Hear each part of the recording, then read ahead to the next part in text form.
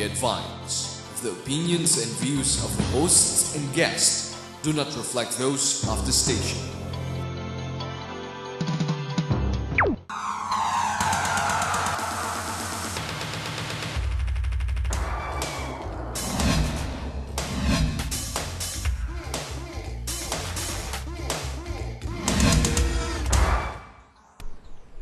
Good morning. You are watching the Business Portal, your gateway to business trends and opportunities.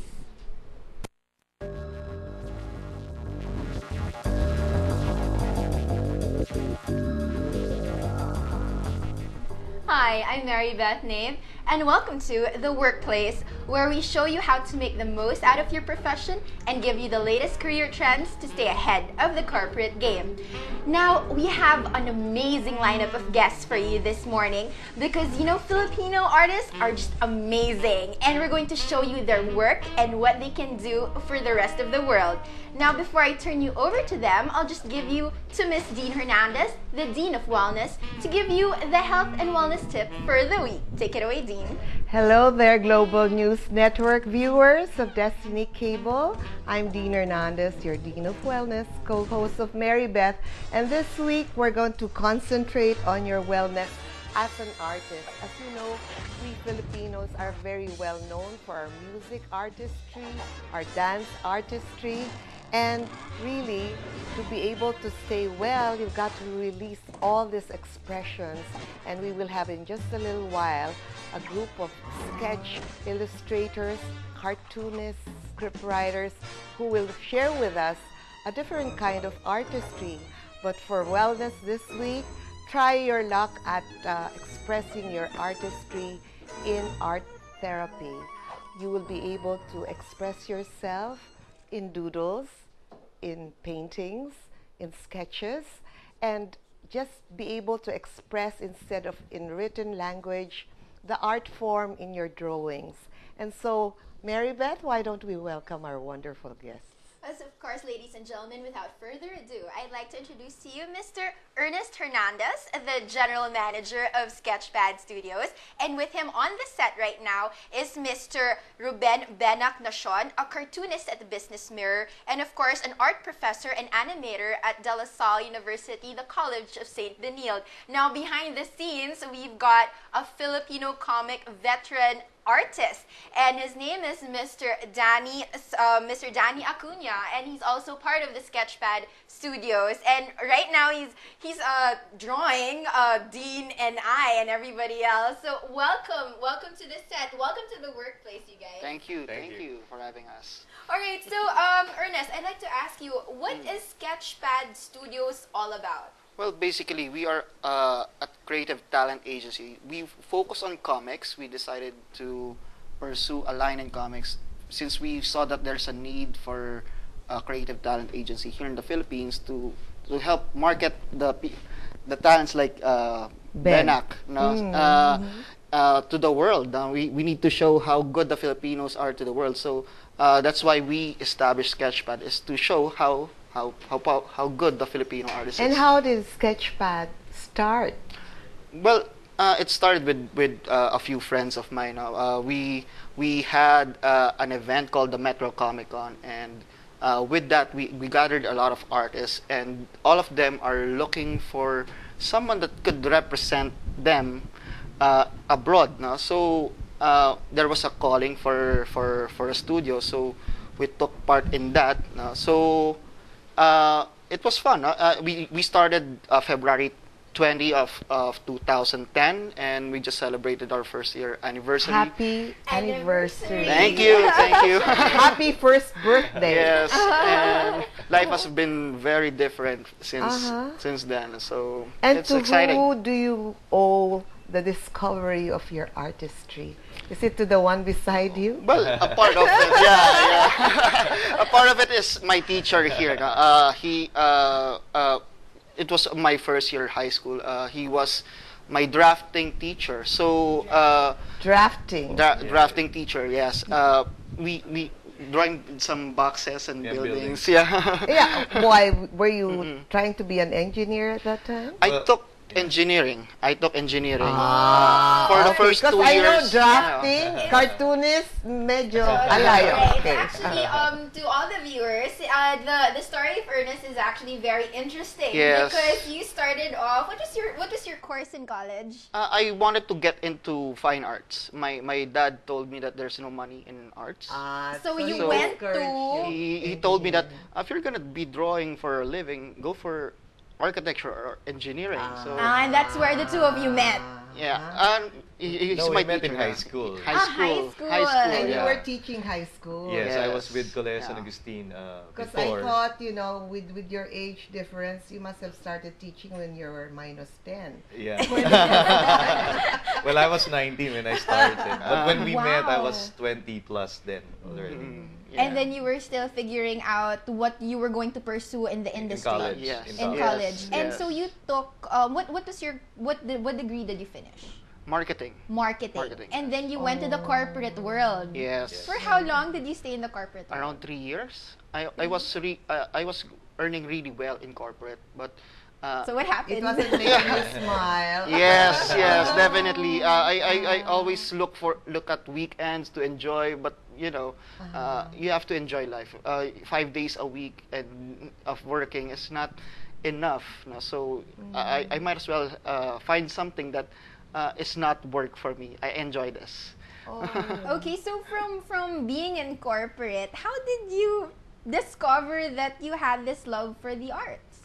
Well, even when I was young, I actually remember I drew my first portrait when I was in grade 3. No, so- Really? Oh, you're one of those gifted children. Wow, We should put you in Ellen DeGeneres or Oprah. No. But there are a lot of good Filipino artists. It's like natural if you're a Filipino artist. Yes. You start drawing at that age. So I try to develop it. Unfortunately, I was discouraged that there's no money in it. No, so Right. so But yet you pursued Parents it. talaga. oo. No, the parents do that because they care for us. Yes, and Yes, they I know. want us. your comfort. it's Exactly. not to You're bring down my stable. dad, no, but I love him Yeah. to death. But parents will be parents. You love him to life. So, can I ask the teacher or the tormentor of Ernest, Yeah. what qualities did you see that you saw the budding artist in Ooh. your student? Nice. Well, he was persevering, so Ayan. No, And, persevere. and audience, persevering ba kayo? And Kasi then- not everybody knows how to draw. Okay. and then he found a way to still get into the arts, even if he's not the one doing it. He thought of why not manage the people who are Yes. into it, and since he is friends, Lumabas yung pagka-marketing. Yeah, lumabas Yeah. yung So he's friends with a lot of artists. He introduced us to a lot of people as well. And then the network and the friendship grew. And actually, the group is actually a group of friends. And It's one we've- big family. Yeah, already. we've been helping each other. One is very good with website designing and developing. The other one is good with, like I do cartoons. And then a friend of ours who used to be a guidance counselor, Hubert Michael Khan, Khan Michael is into comic book illustrations. He graduated psychology, but now into comic books, and Wow, he's going to do okay. his first foreign comic book. Well, not actually the first, but he'll be doing it Really soon. soon. I was talking to our artist, Danny, earlier, and he was saying that when comics was starting, it had values. And Yeah. I wish really we could Bring bring it that back. back. Yeah. Because Yeah. a lot of our young generation today are kind of missing out, Yeah, with the their values. instant Yes. texting, Yes. internet, change of URL. Everything is instant coffee. They have lost some of the The old- good old days. yes, the Actually, good I was old one days, of yeah. those kids that looked forward to a weekly type of comic book, wherein if there's like a new series of comics that would come Yes. out, it was like piles and piles in my room, and my parents were like, "What's this? They're mine. You can't take that away." No, it's pretty much like what's going on with Harry Potter and Yeah. Twilight, but this is really the good old comic book. Yeah. no? Yes, yes. And I'm glad you're bringing bringing it back. Now, I'd like to ask the teacher. Yeah. How did you get into the art of, drawing and then teaching? Because with Ernest, at least, he found his way back into the arts. Now, with you, how did you get into it? Well, actually, I was also frustrated in not getting fine arts as a course. When I went to the Technological University of the Philippines, I studied drafting. And then studying architecture would require me to take it for another 5 years. So I decided not to study in 7 years for architecture, rather get into education. And that's how it started. That's where my teaching career started.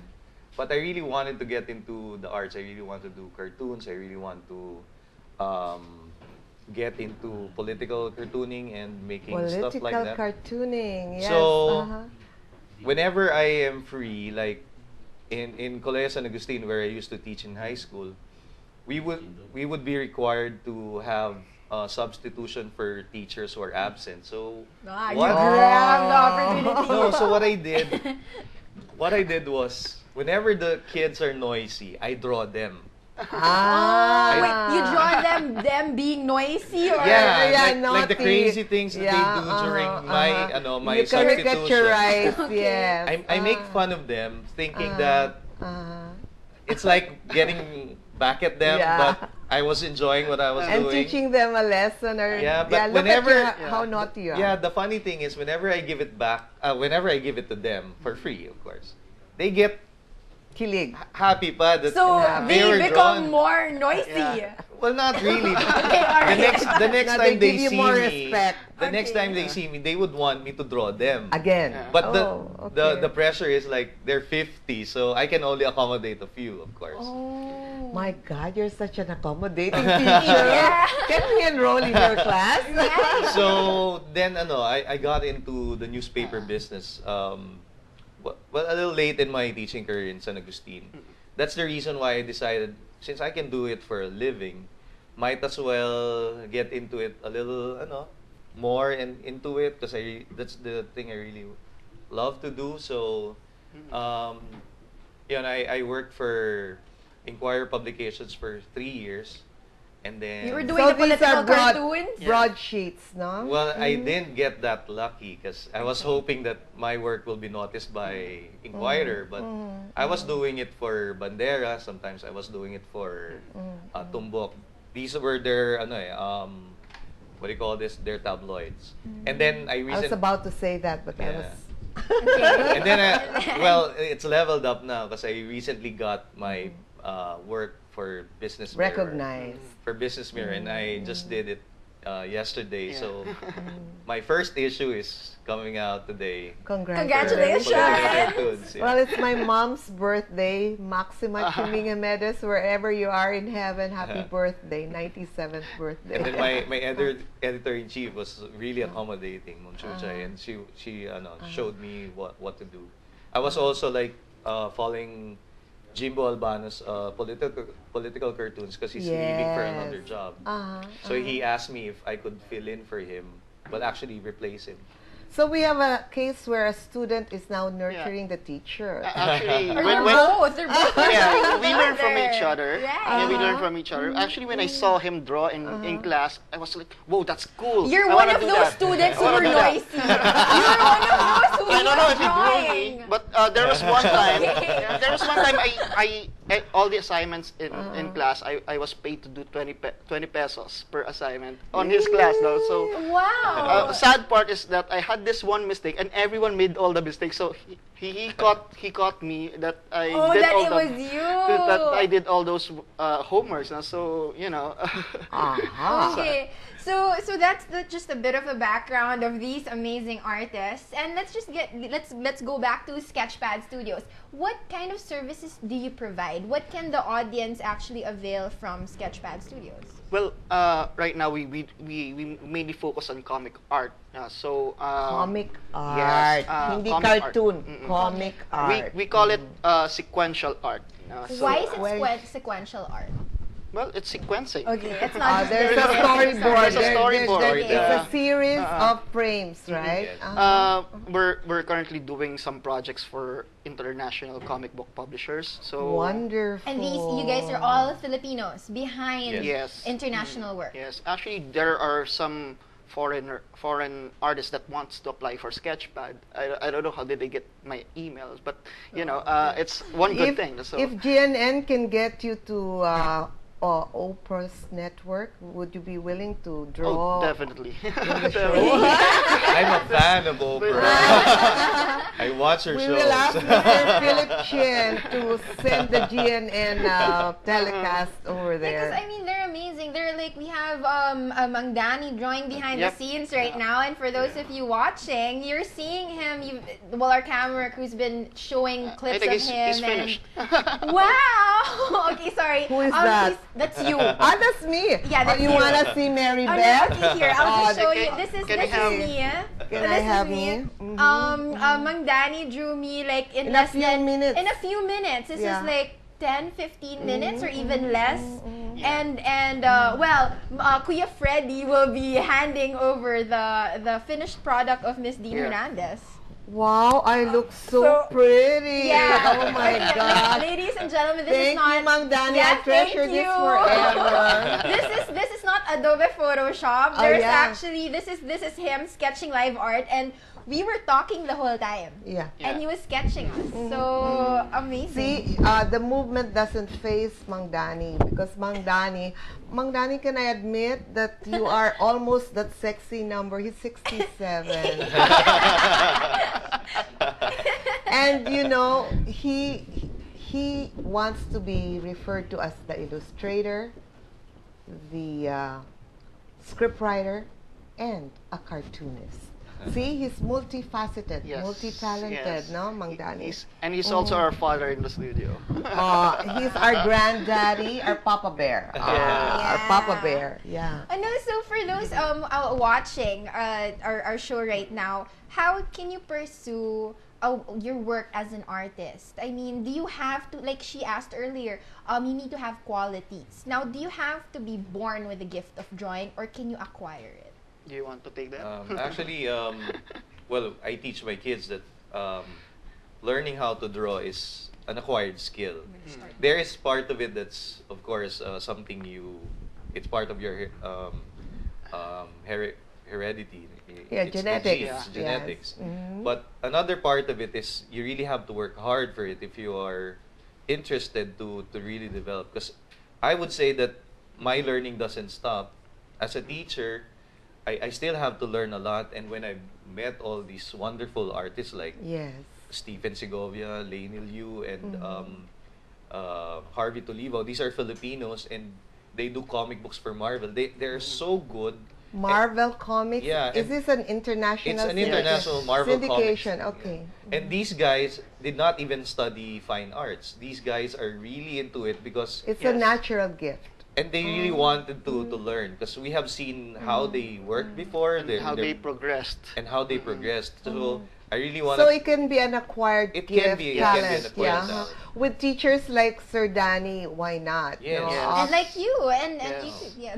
So it's something that you have to really give time Yeah. and effort in improving your skills. Mm-hmm. Like so those people who would like to draw, Mm-hmm. get a pencil, look at Yeah. references, and then you keep on working, you keep on studying, Mm-hmm. and eventually you get to improve because opportunities are better now since you don't have to like dig dead people and study them. Oh my God. Okay. Nowadays, Was that how Mang Danny used to do it? but during the Renaissance period, during they were Renaissance, really yeah. studying people who are like dead people, and they were studying The anatomy their of- structures. Oh, wow. And now you just get your internet, you look at references, you get But can look at they books. get lessons from Sketchpad? Can we Yeah, ask do you Danny, provide- Ben, do you provide and Ernest? lessons? Actually, We're planning. we're planning, We're but planning. right now when we do sketching for National Bookstore, we accommodate people who ask us to draw it On the spot. on the spot. Some people would want to themselves drawn in superhero costumes. Yes. And that's what I do. And then the others, they're requested to do what they do for Marvel and for DC. So we have different ways of dealing with the art. We provide them with what they want, and they enjoy like lining up and That's part of the thrill. Right. yeah. Okay, and with that, we'll just take a short break. But before we go to break, I'd like to show everybody my sketch pad. So, this is what I drew. This is what I drew in less than 2 minutes. It's actually our camera crew with the earphones, and you can't see it. It's a stick figure. I'm good at stick figures. So that's your art. This is Mary my Beth's art. art is sticks. Yeah, okay. it's sticks. So, ladies and gentlemen, don't go away. We'll be back, and you're gonna hear also from Mang Danny. So, yeah, we'll take a short break.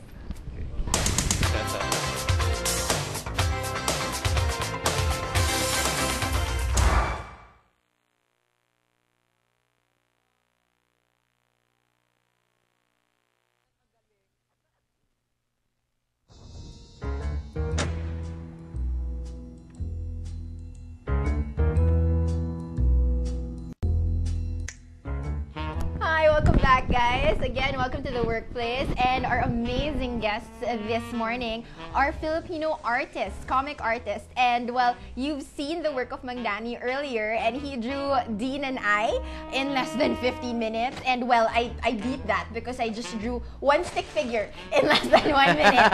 And right now, Benak is actually behind the scenes, and he's drawing the camera, actually the two of us again. So, But in cartoon style. Let's see the cartoon difference. style. There's no? gonna be a difference. So I'd like to introduce again to you our special guest this morning, Mr. Ernest Hernandez, the General Manager of Sketchpad Studios, and of course, Mr. Danny Acuña, the Filipino comic artist veteran of Sketchpad Studios. And look at his t-shirt. Trust Yeah. me, I am a Filipino artist. Yeah. So good morning po sa inyong dalawa. And of course, Benak in behind the scenes. Yeah. So kamusta naman po, Mang Danny? Mabuti, masaya, maganda. Ang ganda ng ngiti Ang niya, ganda no? ng ngiti. Ang ganda ng drawing. Oo. And I love his salt and pepper hair. Eh. Yeah. Mukha siyang senador.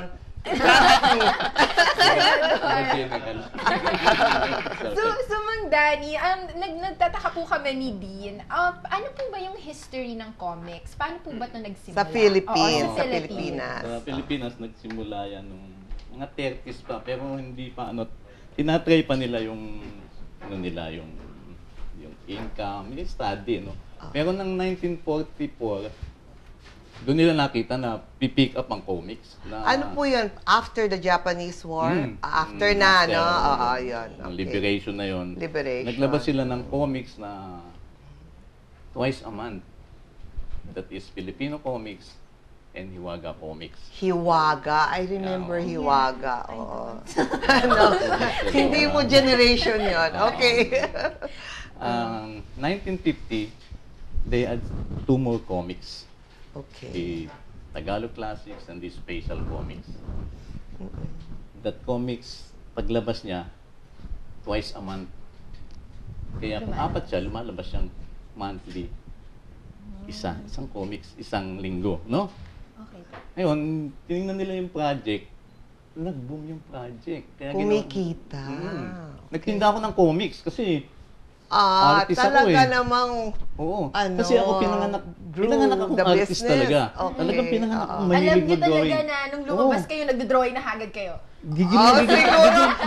siguro. Umagapang pa lang siya. Nag-drawing na. Totoo yun. Noon, walang mall, walang papel, Opo, wala kang mabibilan ayun. ng lapis, uling. Uling. Galit ang I nanay ko, man. see. Kasi puro uling yung bahay.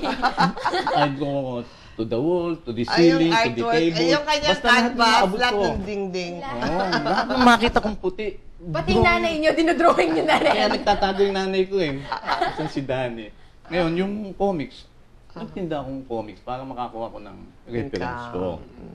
Ang nakita ko yung istorya, talagang magaganda. Katunayan nga nun, sa harap ng eskwelahan. May comics eh.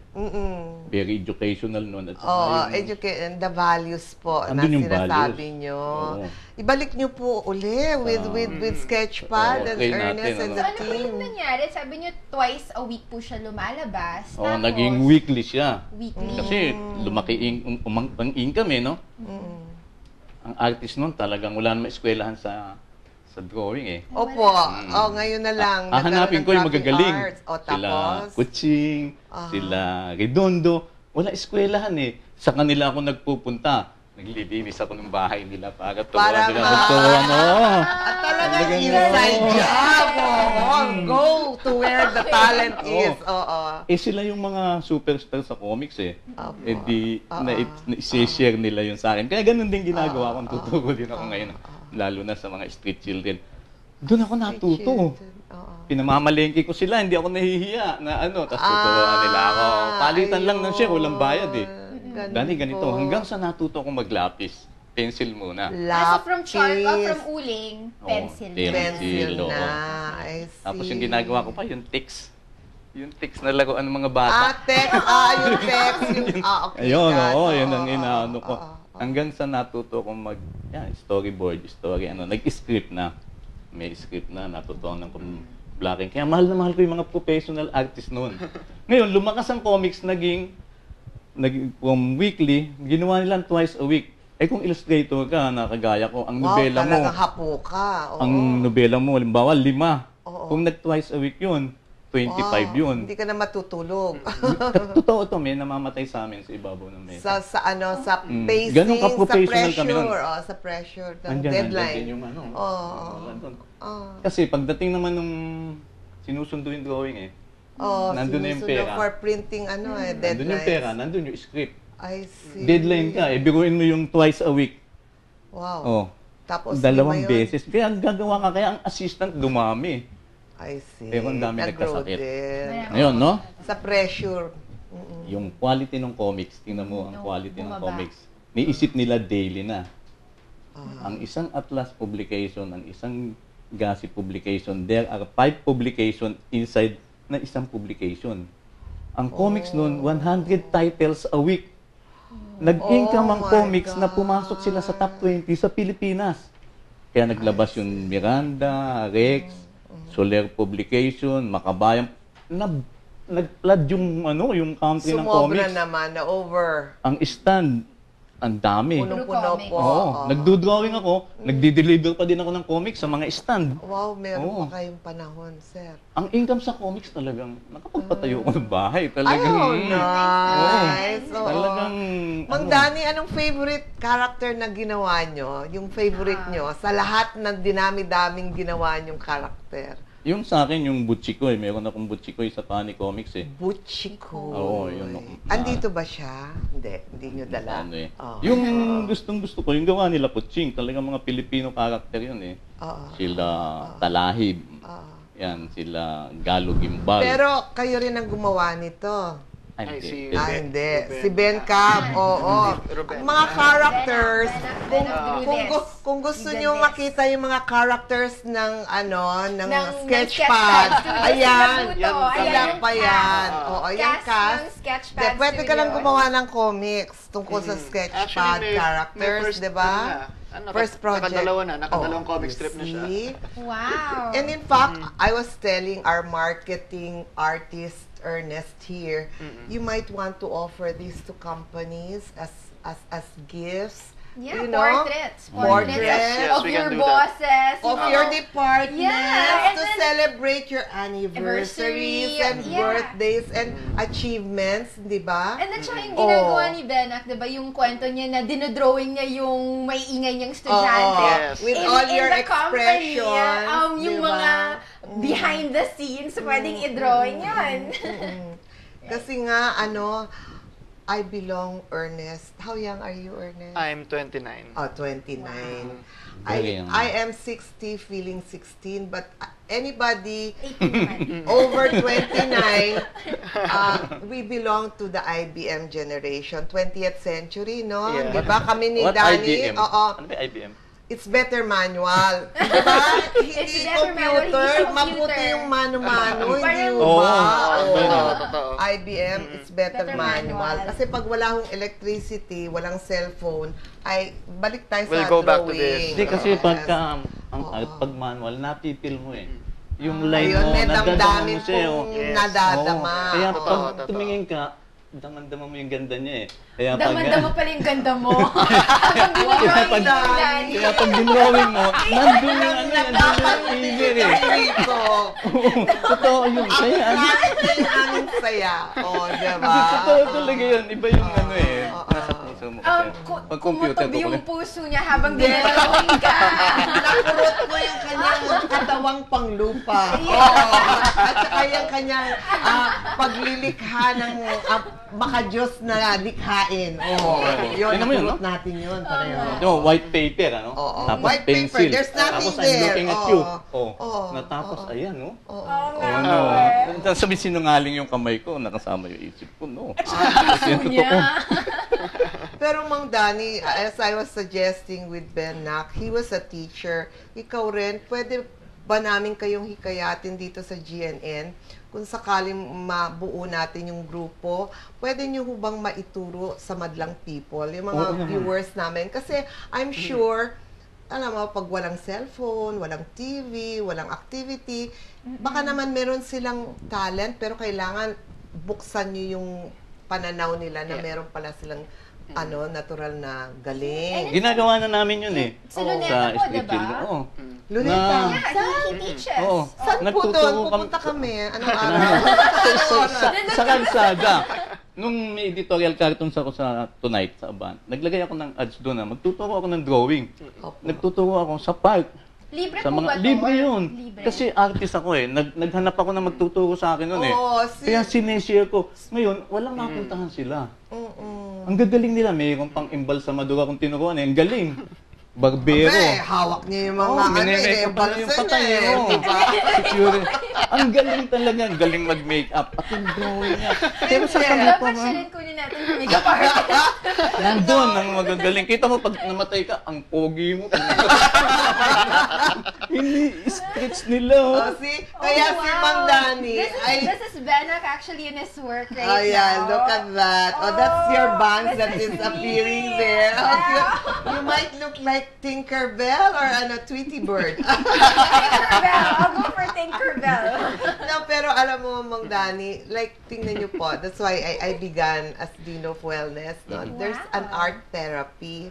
I have a friend, her name is Marisa Garcia Romero. Ang tatay po niya, Department of Health, secretary din natin.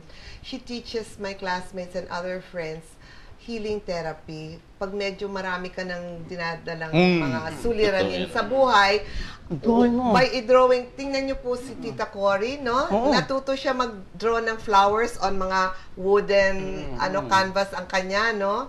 So, paano po ba, Mang Danny, how can we encourage the 99 million Filipinos na baka sakali madiskubre nila na meron pala silang angking talino at galing para Kagaya niya, oh. Yung stick art niya. stick art. No, no. Yung stick art ko. Yung stick art ko. Yan, no. May pag-asa yan, may pag-asa. pag-asa May pa, following, stick may art. Oh, following. kasi naka-drawing siya Si eh. ano to, si Sir Jess, tapos si Kuya Freddy, tsaka si At Kuya inumbite mo Fredo. na lahat. Silang tatlo Oo. yan, 3 in 1. Sino yung paa? Sino yung paa? Sino yung kamay? Ayun, nakamukha naman nilang tatlo. So, magkakamukha sila, naka-black pa. No, but again, to all the viewers, if you're interested, where can they find Sketchpad Studios? Well, You are located where?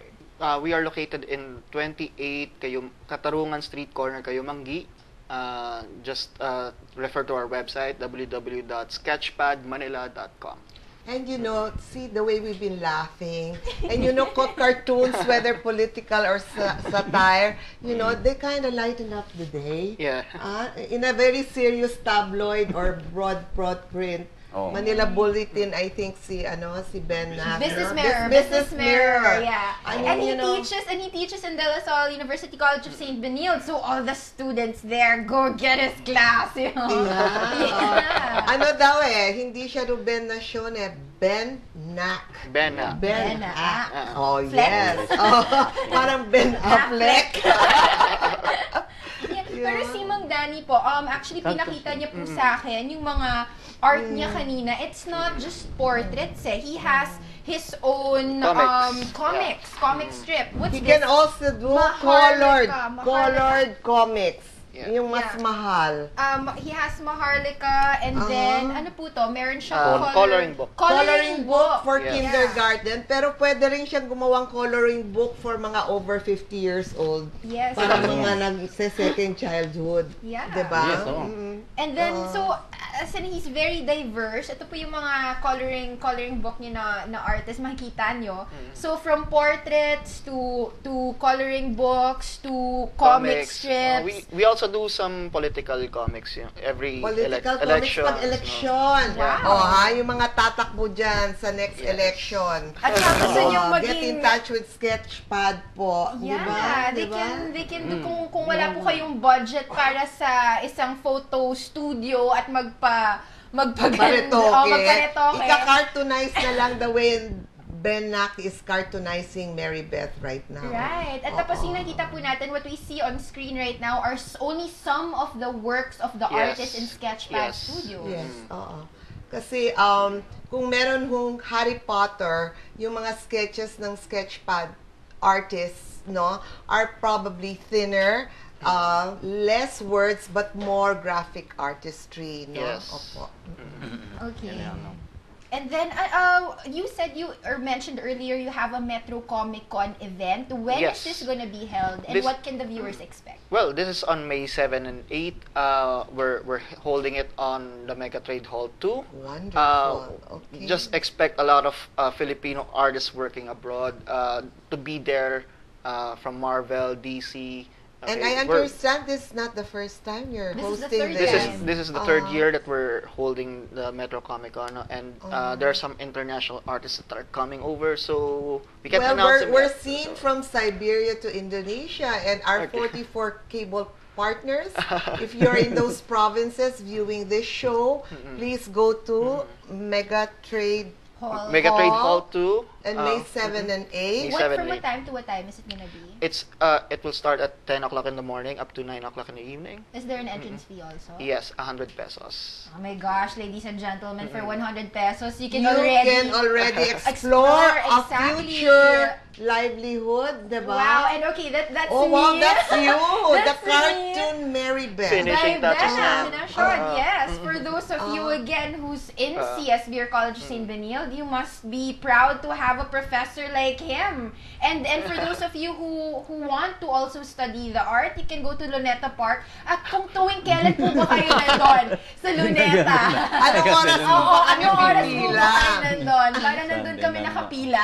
Pag Sunday, anong oras po? Pagka elite, iba yung sa elite, yung mga ano lang yung mga street children, yung mga Street children ho kami, bagong itatangyagin kami ni Mary Beth. Pag Nandun kami naka-jeans, mag-stick figures ako dun sa kali. You have a gold spoon in your mouth when you are born. Kaya iba yung ano. Totoong tao kami, Mang Danny. Ang aming ginagawa dito ni Mary Beth, gusto namin magpasaya. At to let people discover their gift and their talent. Kaya marami pong salamat at pinaunlakan ninyo ang aming paanyaya. Sir Ernest and Mang Danny, sabi niyo po na magkakaroon kayo ng lessons. Paano po na malalaman ng mga viewers natin kung kailan po ito mangyayari? Well, just be sure to log into sketchpadmanila.com or flipgeeks.com. It's where we usually announce our Flip Geeks, that's also our site for information about comics locally and internationally. Filipino Geeks. Ayun, Flip Geeks. Ayun. Sige, nag-gets ko kahit senior citizen. We're planning to have, since Ben Nack is a teacher, and we have some teachers in the studio. We're planning to start our own school or seminar someday. Wonderful, So yes. maybe soon. No? Just be sure to log into our website. So. Wow. Okay, and I'd like to show you the finished product. Cartoon. Yeah, Yes. of Deanne Nacien. Again, he is a cartoonist at the Business Mirror and also an art professor, animator in De La Salle University College of St. Benilde. And this is what he just did in less than... He captured your eyes, but look at Sir Danny capturing your soul.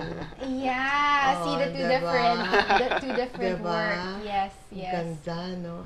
Mukha Wow. ka na ngayong Tinkerbell. Ano yun yung merong Yeah, ganon? my hair. My hair, nice. How Thank you, thank cute. you, thank you. So Ernest, is there any Yeah. messages you'd like to share to our viewers? Well, for aspiring artists, if you have your portfolios, you can submit it to us at submissions at sketchpadmanila.net. If you're into graphic design or you want to learn comics, what the difference of our studio is that we have also mentors. So if we see potential, we'll mentor you, we'll nourish your skill, and we'll help you achieve your goals. Wonderful. Mang Danny, ano po yung gusto niyong sabihin sa mga nanonood sa atin ngayon? Oo. Unang-una, siyempre, yung kagaya naming artist, yung tip natin sa kanila, no? Na ang drawing talaga, nakakaano ng damdamin yan eh. Subukan na yan. Nakakaangat Dapat ako, ang dami kong sakit eh. Ang ano ko, therapy ko, yung drawing. Yun. Pag may problema ako, labas ako, skits ako sa labas, drawing ako ng tao, drawing ako ng aso. Iba talaga. Kasi unang-una, yung talent yan, binigay ng Diyos sa'yo eh.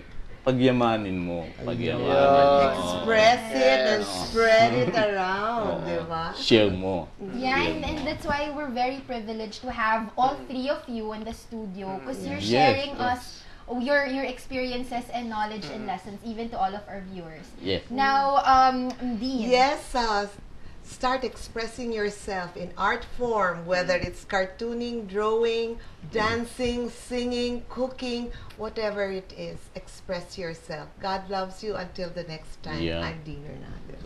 Hallelujah. And again, I'd like to thank our special guest this morning, again, Mr. Ernest Hernandez, Sketchpad Studios General Manager, Mr. Danny, again, he's like a Filipino comic artist, veteran, icon of Sketchpad Studios, and of course, Mr. Deanne Nacien, again, cartoonist of the Business Mirror, and art professor in De La Salle University College of St. Benilde. I'd like to thank all the viewers for always watching our show and supporting all of us, and to all my sponsors, David Salon, especially Menchi Cavalier for my hairstyle. Ayan, na-caption na nila sa paper. And then, I'd like to thank the Black Shop for my corporate attire, Miss Michelle Lim of Occasion, and of course, Miss Nini Magsing of Pareba for my accessories. To all the viewers, again, thank you so much for watching. And to, of course, our camera crew, Direct Arnel, everyone, thank you so much for broadcasting our show regularly. Now, again, with the right attitude and positive outlook, you'll find meaning in what you do, and work will be something to look forward to. This is Mary Beth Nave. Thank you so much for watching. I'll see you again next week, right here at the workplace.